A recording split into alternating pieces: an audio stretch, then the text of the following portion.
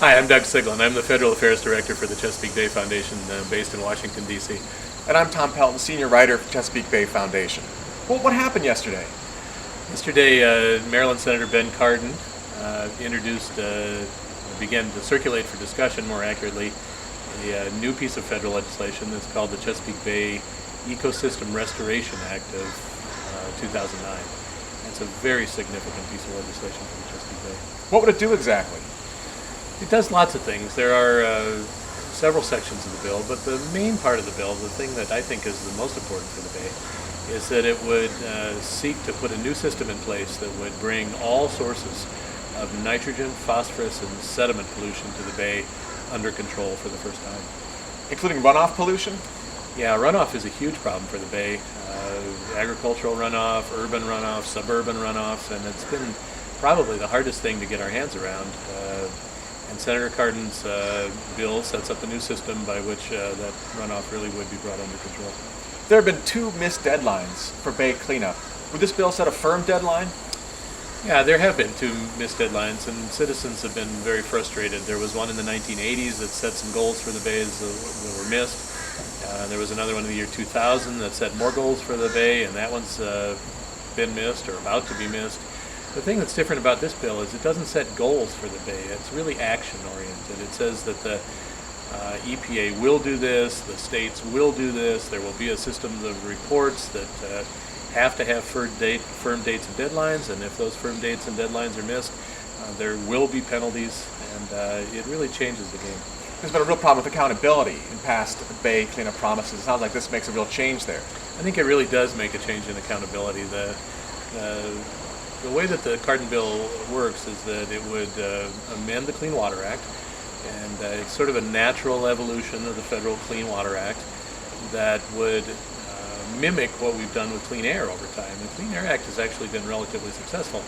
And the thing that the Clean Air Act did is it set federal standards, and it said here are the standards that have to be met for certain kinds of pollution. And the states are going to be required to tell the federal government exactly how they're going to get there. It maintains a lot of state flexibility, but it's very firm in saying this is what you have to reach. This bill from Senator Cardin would require the states to submit plans on 2-year increments, and then every 2 years the federal government would evaluate whether the state was doing what it said it was going to do, and if it didn't do what it said it was going to do, there would be very severe federal penalties that would kick in. Bay cleanup is expected to be expensive. Would this provide any funding at all? One of the great features of the Cardin bill is that it would authorize $1.75 billion in federal funds to assist localities, towns, villages, cities that would have to make progress under his bill to do the right thing, to actually put the things in place that are going to end the pollution. And that would complement the funds that are already available for farmers and for other kinds of grants that already are in federal law. But this would authorize a very significant amount of money for towns and cities, which is very important. Today there was supposed to be an announcement by the EPA of their proposals to clean up the Bay. What is the relationship between what the EPA is considering, President Obama's executive order about Chesapeake Bay, and this bill? President Obama issued an executive order on May 12th that required 5 federal agencies to submit reports on how they could do better. The subtlety here is that Congress sets the laws, and the federal agencies then have to work within the borders of those laws.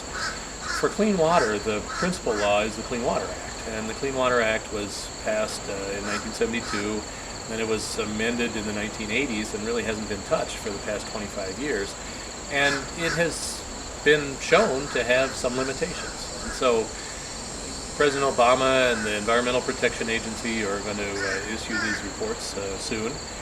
We don't know exactly what's in them, but we imagine they're going to make some progress within the context of the current Clean Water Act. But I think the thing that makes the Cardin legislation so important is it actually is the next evolutionary step of the Act. It strengthens the Act, updates it, and brings it into this century, not the last century. Some folks might be thinking, gosh, there's been so much talk about Bay cleanup. Is this just more talk? No, I don't think this is just more talk. I think this is the potential of some real action. And of course, it's going to be a political challenge to gather the citizens who understand this and care about it and are willing to write to their congressmen and their senators and say this is something that we want to see happen. Senator Cardin has shown some extraordinary leadership in getting out there, proposing the set of ideas. But now, congressmen and senators from Virginia and from Pennsylvania, from New York, Delaware, West Virginia, Delegate Norton from the District of Columbia, everybody's going to have to get behind this, and the only way that that's going to happen is if citizens really get behind it. There's a price tag on it, $1.7 billion, I think you mentioned. We're in economically difficult times. Is that practical? Is this going to pass, do you think? I think it could pass. I think if the citizens get behind it, it can pass. Certainly it's a large amount of money, and times are tough right now.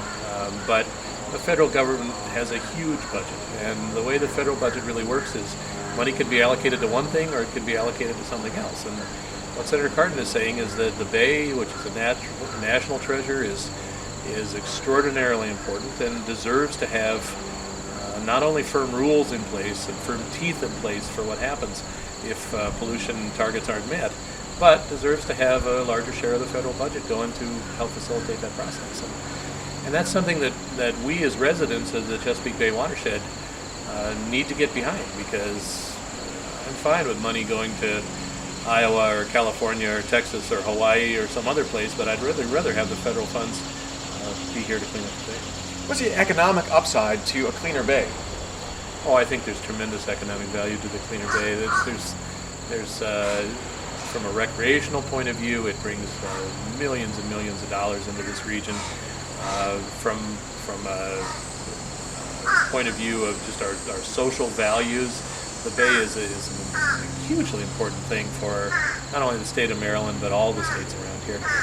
But Tom, it's not just about the bay. It's about clean water everywhere. The thing that is important to understand about the Cardin bill is that it would have the effect of producing some real results for the bay, but it would also have the effect of producing some real results for urban areas, Baltimore, Richmond, Harrisburg, Washington, D.C., and it would have the effect of cleaning up streams in rural areas. And so rural communities in Pennsylvania and southern New York and West Virginia would have cleaner water, and that's something that we all want.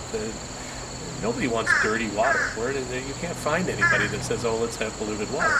Everybody wants clean water, and this bill would not only help the bay itself, what we call the main stem of the bay, but it would help streams and rivers throughout the bay watershed, and that's hugely important. All right, Doug, well, thanks very much. I appreciate it. Thank you.